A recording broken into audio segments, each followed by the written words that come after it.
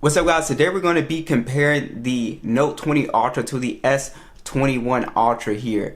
So this is a very interesting comparison, mostly because these two phones here in the USA, very confusing because they cost the same. So you can get an S21 Ultra for around $400, but then also the Note 20 Ultra is retaining its value for around that same price as well too in the renewed refurbished marketplace.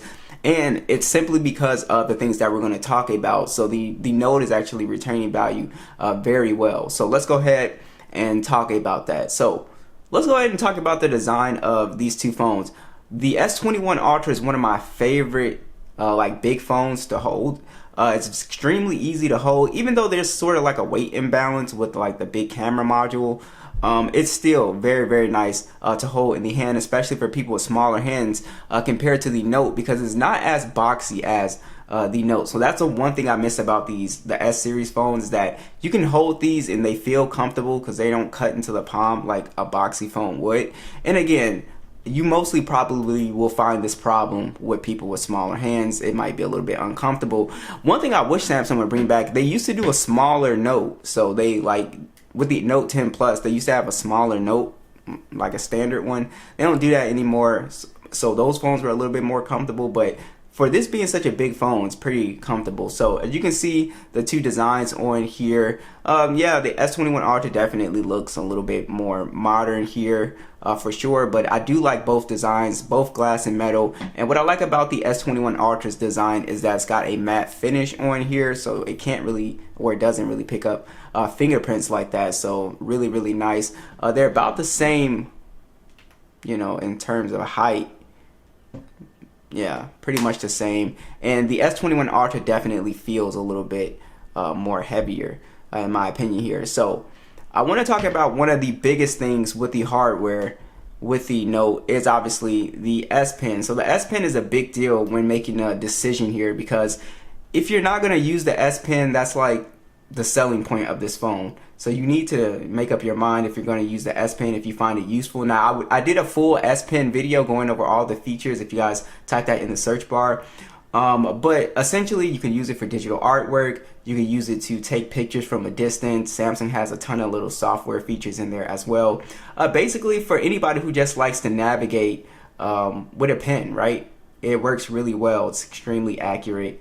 And like I said, it's built in. Now, the S21 Ultra, believe it or not, it does have S Pen functionality, but it's not built into the phone. But you can actually use, so I'll actually show you guys.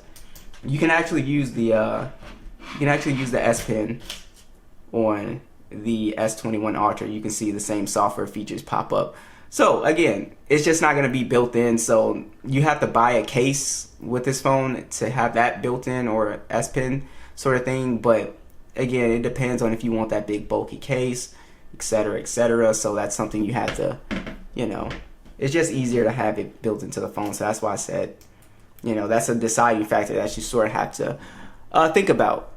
All right, let's talk about the displays on these two devices. The S21 does have a 6.8-inch display. It's 1440p, and then it is also 1500 nits peak brightness, 120 Hz HDR10+, 515 for the PPI. The Note, it has a 6.9-inch display, so it's a little bit bigger if you guys can tell. And then you also have 1440p, 120 Hz HDR10+, 496 for the PPI. You can see the two different display designs, one a little bit more curved, one a little bit more boxy. They both actually have curved displays. The S21 Ultra does not curve as dramatic as the Note does. Alright, so basically here is the difference is that they both pretty much look the same, you know, in 1440p, but the difference is the S21 Ultra is a little bit brighter, and also it runs 120 Hz in the full 1440p. The Note can only do the 120 Hz at 1080p. So that's a big difference there. So overall, you know, the S21 Ultra just looks a little bit better to me, you know, because most of the time you're going to be running it, you know, you're going to run the Note at 120 Hz. Most people aren't going to run it at 60 Hz, 1440p. So I think in general, the S21 Ultra is a better display. Like I said, it's easier to hold. It's 120 Hz with a full 1440p. And then the Note, like I said, you might like this more boxy look, but again, you have that only 1080p 120 hertz. But as far as like the screens themselves, when they're both at 1440p, they both look pretty, much identical in terms of quality. Like I said, S21 Ultra a little bit brighter though. Alright, so let's talk about these specs a little bit more here. So the S21 Ultra does have the faster Snapdragon AAA processor, no SD card support, 128 gigs of internal storage, and 12 gigs of RAM. The Note has the Snapdragon 865 chip, and then you also have micro SD card support, 128 gigs of internal storage, and 12 gigs of RAM on this one. So basically, performance-wise, the S21 is going to be a little bit faster, right? But the Note is really not that far ahead. So if we like start launching stuff, it's really not that big of a difference when it comes to the overall general performance of these two phones. And I find that the Note doesn't get as hot as the S21 Ultra. You can see it beat it there in Subway Surfer. But in general, they both pretty much feel the same to me, guys. So I don't think there's a massive difference when it comes to the overall speed and performance of these two phones. They're going to do a fantastic job, so it doesn't really matter what you're doing on your phone. Alright, so there is one interesting thing though. So we're going to go ahead and open up PUBG. Alright, so I want to talk about the gaming performance on here because I think it's pretty interesting. So the S21 Ultra does a fantastic job with PUBG, but what's interesting about this phone is you actually don't have the 90 frames option on this phone, which I thought was strange because this phone's been out for a while. Now it runs very smooth at the HDR Extreme at 60 frames, but the Note 20 Ultra, and these are again the Snapdragon versions, it has 90 frames, which I think is strange. And I wonder if they didn't add the 90 frames because the 888 series kind of heats up and they don't want to damage the phone, or because it's a popular game. And I don't know why it's not running 90 frames. Now, I know some people say there's some stuff that you can install on your S21 Ultra or an S22 Ultra to enable that. But then you might run into like heating problems. So that's what I was talking about with the chip. So it's just pretty interesting. I like to game on the 855 and 865 chips because they're way cooler. And again, these phones will in the long term have better performance, right? As the years go on, these phones are going to be more powerful. But it's just pretty interesting. So I'm not saying that the 888's chip is going to like burn your hand off. It's not that bad, but it definitely does heat up a little bit more than I would like it to. And let's go ahead and talk about that, the software treatment. So the S21 Ultra has the same software treatment as the S22 Ultra. So this phone has a very, very long lifespan. The Note 20 Ultra is currently in its security patch stages. It got Android 13. It should be getting One UI 5.1 as well. And like I said, it's going to get security updates for the next 3 years, I believe. So that's very good, right? As far as the software goes, everything is pretty much the same. Samsung desktop support is on here, secured folders, reverse wireless charging.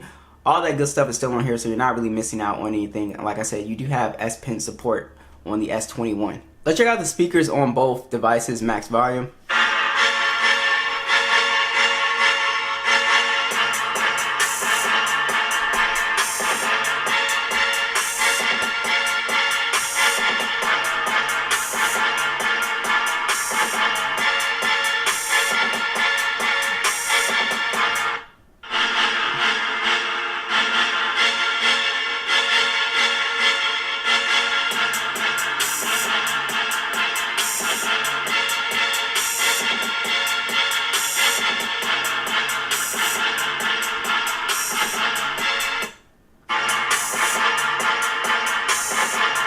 Yeah, they sound pretty much identical to each other, so there's really no big difference there. And when it comes to the fingerprint scanner, again, very much identical when it comes to that as well. They both have face unlock that you can take advantage of as well too. Alright, so let's talk about the cameras. So these phones have similar camera setups, but the S21 Ultra is a little bit better here. So it does have a 108 megapixel standard, 10 megapixel periscope telephoto, 10x optical zoom, and then a 10 megapixel telephoto, 12 megapixel ultra wide. There's a macro mode, 8K 24, 40 megapixel selfie cam that also shoots in 4K 60, and this thing goes up to 100 times zoom, and it does take better zoom shots than the Note for sure. I definitely give it that. But the Note 20 Ultra, it still has a pretty good camera setup. 108 megapixel standard, 12 megapixel periscope telephoto, 5x optical zoom, 50 times hybrid zoom, 12 megapixel ultra wide. It shoots in 8K 24, and then you have a 10 megapixel selfie that also shoots in 4K 60. So you do get better and just further zoom on the S21 Ultra, but I'll show you guys the side-by-side stills. Let me know what you guys think.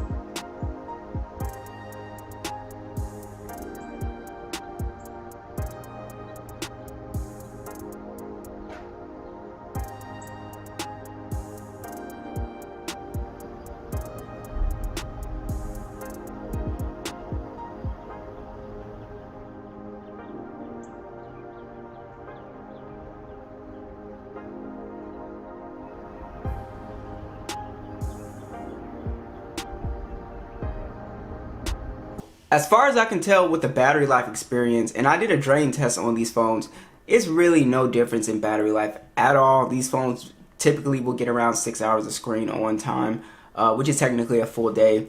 Like I said, virtually no difference with the battery life. You do have a bigger battery on the S21 Ultra, 25 watt charging, wireless, reverse wireless, and you have a 4500 milliamp hour battery on the Note, and then the same 25 watt charging, wireless, and reverse wireless. So again, no difference with battery life that I can tell from using these two devices.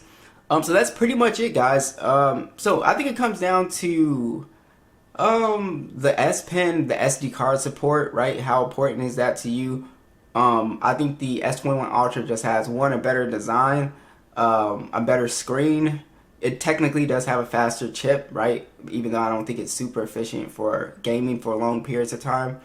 And you also have more software updates as well too. And I think the cameras are just slightly a little bit better in my opinion. So what do you guys think? Be sure to let me know, and I'll catch you guys in the next one.